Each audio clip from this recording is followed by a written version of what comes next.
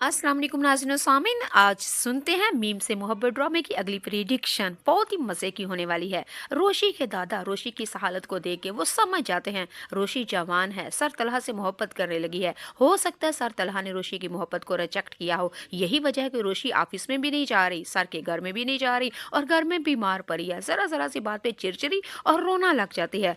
दादा जान तो समझ चुके हैं क्योंकि वो अपनी पोती से बेहद मोहब्बत करते हैं। दादा रोशी की माँ से कहते हैं कि बहू बात सुनो, कोई अच्छा सारा रिश्ता देखो और रोशी की शादी करो। रोशी की माँ ने कहा क्या हो गया बाबा, अभी रोशी बहुत छोटी है और शादी करके एक घर को संभालना बहुत बड़ी जिम्मेदारी है, लेकिन अभी इस काबिल नहीं है रोशी की इतनी बड़ी जिम्मेदारी उठाए। आपको क्या हो गया अंकल?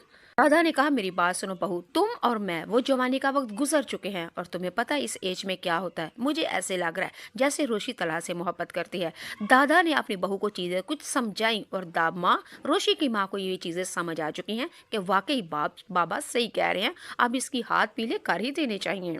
कल्हा जब घर में आता है तो आके देखता है कि चिड़चिड़ापन और रो रहा होता है मोहित, और आते ही चाचू की टांगों पे लिपट के कहता है मैंने रोशी आपी के घर जाना है, मैंने आपी रोशी के घर में जाना है। मुझे नहीं पता ना मैं खाना खाऊंगा ना मैं मेडिसिन खाऊंगा ना ही मैं स्कूल का काम करूंगा, मुझे नहीं पता, मुझे रोशी के घर जाना है, रोशी के घर जाना है, रोशी के घर जाना है। तो इतनी जिद इतनी बदतमीजी तलहा ने देखी तो तलहा ने पूरी तरह से पकड़ के उसका झंझोरा और कहा शट अप।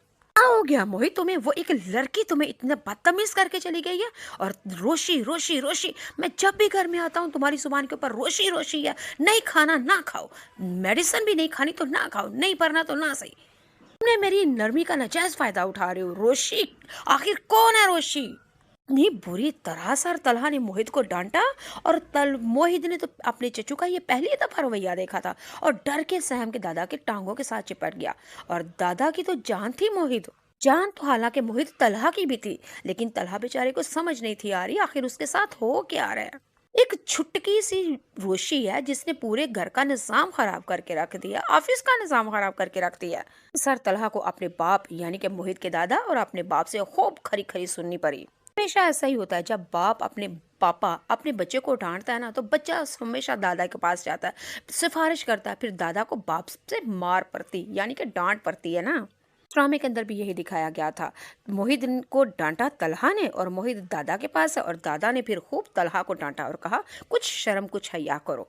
सब कुछ किया जरा सबीका का है ना, वो बदतमीज यूके से दोबारा वापस आ गई है, ना तुम्हारी जिंदगी में आती और ना हमारे घर में आ रही है स्यापे पड़ते। मैंने तुम्हें 70 दफा कहा रोशी बहुत अच्छी लड़की है, शादी कर लो, तुम्हें बीवी मिल जाएगी, मुझे बहू मिल जाएगी, तलहा को माँ मिल जाएगी और इस घर को घरदार वाली औरत मिल जाएगी। लेकिन नहीं, तुम्हें समझ नहीं आती, तुम हर वक्त सबीका सबीका सबीका। तलहा अपने भाव से कहता है बाबा मुझे समझ नहीं आ रही, उफ मैं पागल हो जाऊंगा, अब ये सबीका का चक्कर कहाँ से आ गया।